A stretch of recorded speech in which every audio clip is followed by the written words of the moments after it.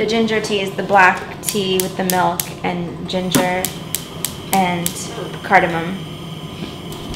So how are you making this tea? You just microwave some milk? Is that how it is? Yeah, you microwave the milk, make sure the milk's really hot, and then sometimes we use loose leaf black tea, but right now I'm just using the tea bags because it's 5 and Mom might have her caffeine breakdown if we don't drink the tea soon. So, just kidding. And then I'll put the hot water in here. And then you just add the milk, and some people like sugar, some people don't, so. So you add the milk into the teapot? Yeah. Oh. Yeah. But you know, it depends on my mom and I have it with milk, but some people don't like milk, or some people are lactose intolerant, or whatever it may be, so you just kind of gauge it based on who's drinking it. And then, I guess I'll take a risk and put the water. Mom, do you want to show me how much water? Since I've never used this pot before.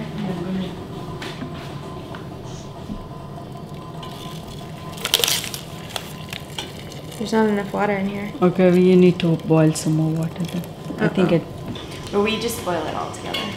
And my dad boiled the water, put the tea in the kettle, you know, the teapot, and then you let it seep or brew there, and then you have separate milk, you know, the milk container and the separate sugar, and then you mix your own. That's the way he liked it. And it had to be super hot, so the teacups had to be heated. It has to be very hot. Sometimes if she gets distracted while she's drinking her tea, then she'll have me go warm it up in the microwave. I think it came from the climate I grew up in, because I grew up, like I said, in the Himalayas, in a little town called Shimla, and was like, we used to have 6 months of snow. So we couldn't drink water out of tap because it was so cold. So it had to be warmed up.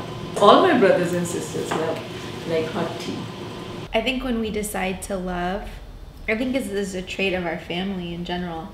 I mean, it's like when you love with all your heart. And I think that's the way we were raised. So I've heard from family members and just seen in movies and stuff that in India I think it's pretty well known, when a boy and his family go to a girl's home to see if they like a girl for marriage, one of the things they do is they have she serves tea. And there's a special etiquette for serving tea. Yeah, they just kind of like watching. Japanese, you know, their tea ceremony, but not as intricate. Well, basically they're looking at the girl closely. So it's like girls, probably boys' parents and boy would come over. And then girls' families there, and they're talking, and then the girl is asked to bring the tea, and she serves everyone, and they just... I don't know, it's an old custom. I didn't have to do it, so I'm Why didn't you have to do it, Mom? Yeah. What, Dad's family didn't ask you to make tea? Why? What happened? Oh well, we got married. Secretly? What? Bahar. She was a rebel child. Just kidding. They eloped. It's very romantic. My father and her had fallen in love, and my dad had decided that he had already been accepted, I think, into graduate school here, and decided that he was going to come.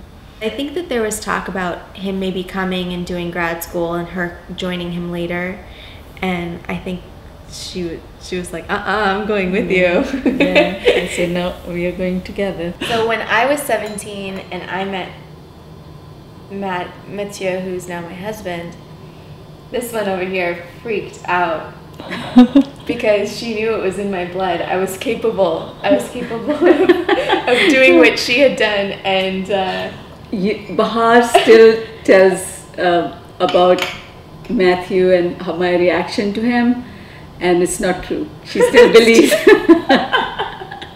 She has a selective memory. No, I don't. Yeah, she does. No, she didn't know him because he was here on vacation for like 2 or 3 weeks, and she met him in passing once, and I didn't tell her that, you know, I had met him and that I had fallen in love. So when she came to find out, she didn't know who he was. And so rightfully so, I mean, I can see now, 10 years later, how that would worry a mother. You know, it's like your daughter who's just graduated from high school is head over heels in love with some French guy, you know, and they have their reputation. But he turned out to be a good egg, so now they're very, very close, and they gang up on me all the time. He's a sweetheart. He's really nice. So this is beautiful. We have tea, we talk, catch up, and we sit here or we sit by the window and talk, and you know.